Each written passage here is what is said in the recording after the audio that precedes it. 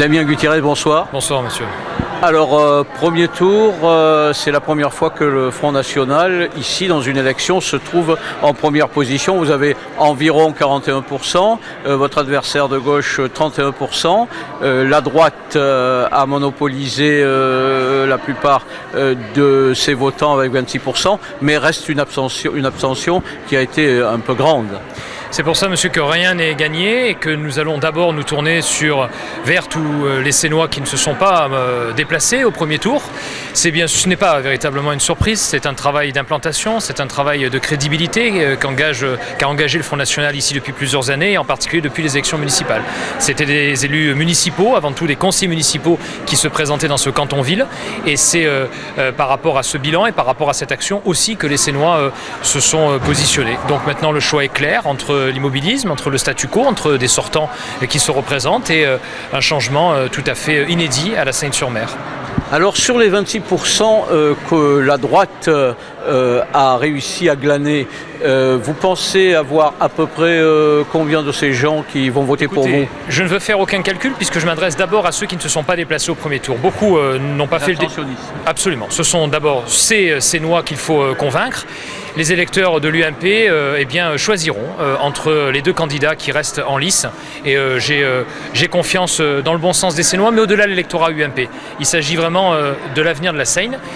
Donc ça dépasse évidemment les clivages habituels, les partis. C'est pour ça que je m'adresse à tous les Sénois. Donc vous ne lancez pas un appel particulier à un parti? J'appelle tous les Sénois et le maximum d'entre eux à se mobiliser pour venir voter au second tour, pour que le candidat qui obtient la majorité l'obtienne sur la base d'une expression la plus large possible, pour que ensuite l'administration de ce canton soit la plus facilitée possible, dans l'intérêt des Sénois et puis bien sûr dans l'intérêt des Varois. Alors le premier magistrat louait en quelque sorte le bon déroulement de la campagne. Est-ce que vous pensez que ce sera un peu plus saignant, pardonnez-moi cette expression provocatrice, à la deuxième semaine? Écoutez, j'ai confiance dans les candidats de la gauche, comme j'avais confiance dans les cadres de l'UMP, même si la fin de campagne a été émaillée par quelques petits incidents. Écoutez, je crois qu'il ne reste plus qu'une semaine. Nous avons à travailler nos projets, leur bilan, puisque nous ne sommes pas sortants et candidats à notre réélection. Nous allons essentiellement travailler sur les thématiques que nous avons développées pendant ce premier tour.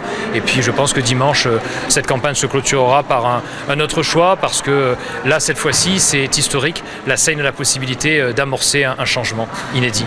Donc, comme vos adversaires de gauche, ça sera vraiment une semaine de travail et de travail au corps sur les marchés, sur les routes. Rien n'est gagné. Nous continuerons, comme nous l'avons fait pour ce premier tour, à aller à la rencontre des Sénois, bien sûr sur les marchés, lors de porte-à-porte. Il reste qu'une semaine, mais c'est pour nous encore essentiel, parce qu'il reste encore beaucoup de Sénois qui n'ont pas fait le déplacement et qu'il faut convaincre d'aller voter pour un candidat, et donc je l'espère pour le candidat du vrai changement, de la détermination, du courage et de l'indépendance.